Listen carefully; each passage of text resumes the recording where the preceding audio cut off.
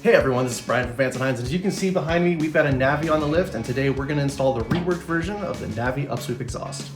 Get this unboxed. So the Navi Upsweep Exhaust has been updated and gone through a few changes. First of all, we've increased the wall thickness of the tubing for more rigidity, and on top of that, we've improved the weld a bit as well. We put over 2,000 miles on road with this exhaust system, following the torque specifications, and everything is rock solid. First step would be to get the grommet into the hole. It's a pretty simple installation, so these two nuts go to the exhaust flange studs. These two bits of hardware and washers are going to hold the bracket to the frame through the grommet here. And then these two guys go from the back muffler support and support the back there. So the bracket will come out here.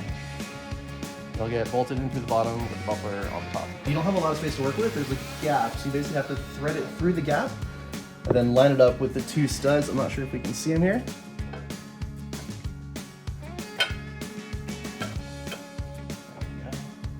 So once it's on, you can actually let go.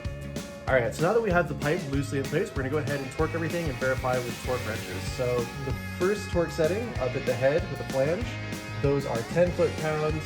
You're looking at 4 foot-pounds for the muffler hardware to the bracket and 30 foot-pounds for the bracket down to the case.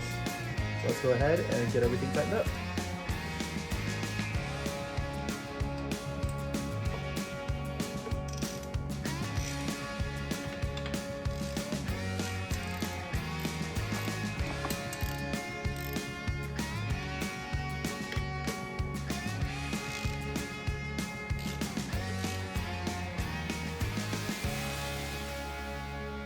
And that's it. The pipe is now fully installed.